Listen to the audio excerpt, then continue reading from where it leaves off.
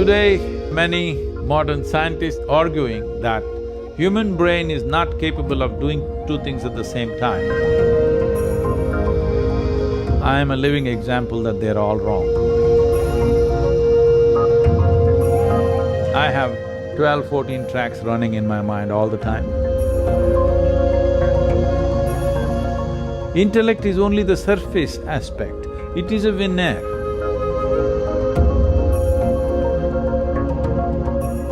In the huge volume of intelligence that makes us who we are.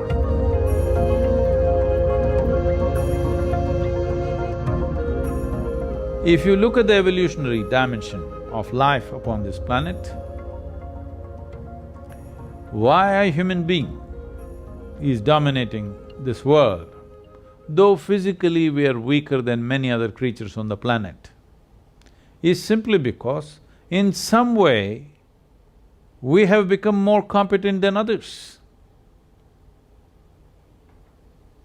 So the competence of being human is greatly reduced when there is no clear distinction between what is memory, what is imagination, what is sleep, what is wakefulness.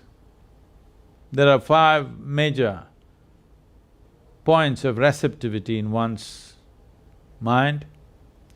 These are centers of memory, centers of imagination, centers of right perception, centers of perversion, and centers of sleep. If you practice classical yoga, these 5 dimensions will be distinctly separate in your experience. If it is not separate, what happens to you is, when you want to remember something, your imagination plays havoc with your memory. When you want to imagine something, your memory will constrain you from really proper dimension of imagination.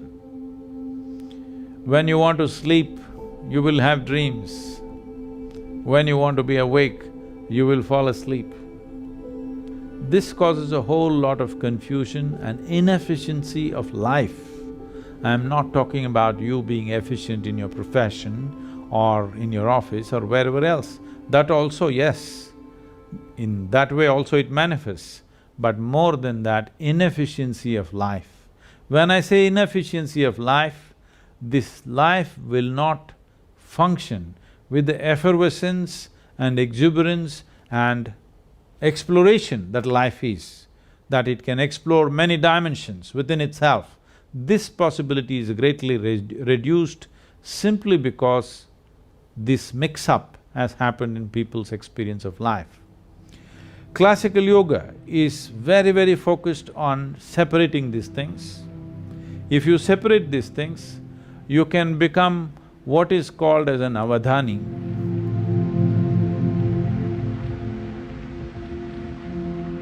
In ancient times, there were many people, today there are a few.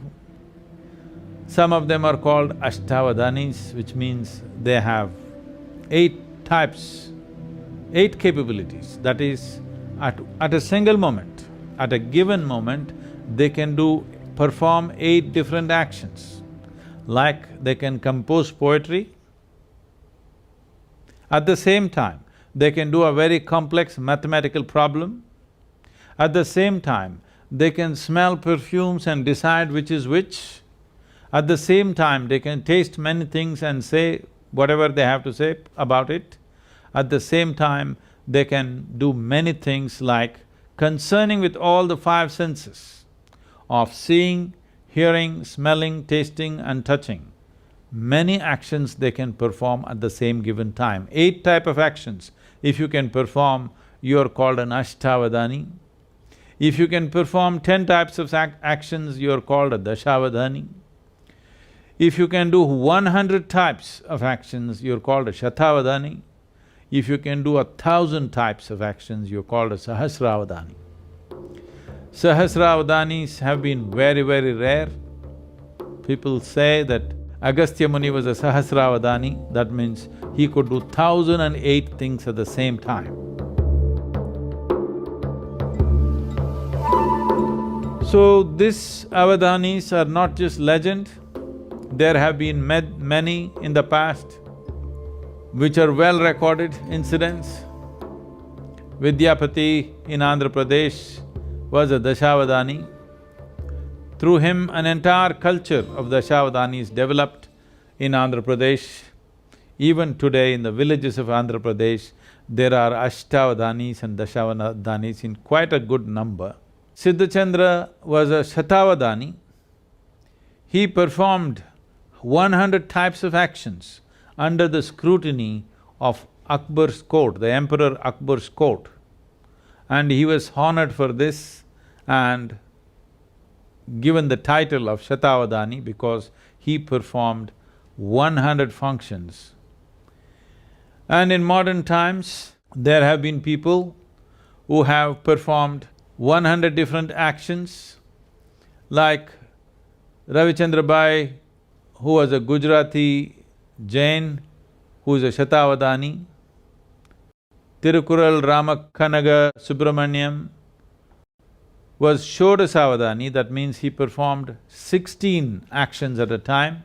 These are all documented incidents, but there are many others who come from certain tribes who've been doing this. It used to be a common thing in India that people would come and set up a small situation in the village where a few hundred people gather and they would perform many actions at the same time which look quite miraculous. But this is just to demonstrate the capacity of human memory, because human memory is not limited to articulate memory that we are talking about.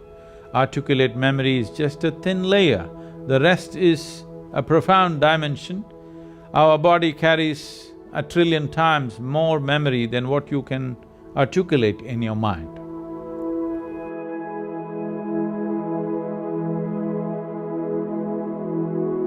Today, there are many modern scientists, unfortunately, arguing that human brain is not capable of doing two things at the same time. You can do it best only if you do one thing at a time. I am a living example that they're all wrong.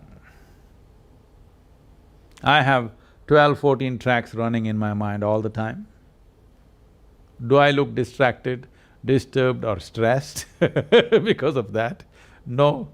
You can perform any number of things because of this. It is not even that you have to consciously pay attention to it. If you open up a certain track and leave it, it goes on by itself. This is the nature of human intelligence. You are not sitting here and conducting your renal functions or your liver functions or your spleen working or not. You're not doing this. Aren't all these many things happening at the same time? Isn't there an intelligence within us which is capable of doing all these things? It is just that most human beings are understanding human intelligence as just as intellect. Intellect is only the surface aspect, it is a veneer in the huge volume of intelligence that makes us who we are, because we are made from within. All the intelligence that is needed to create this body, to create this life is intrinsic to us. It is not something that happens from outside. It is intrinsic to us. It is just a question of access. If you want a living intelligence, if you want to exist as a living intelligence, one thing you should not do is, you never ever form an opinion about anything. That means you're always an active intelligence, you're looking at everything the way it is. An opinion means you have given up your ability to experience, you have become opinionated, or an impression of the past is overruling the reality of what is there right now. This is what an opinion is.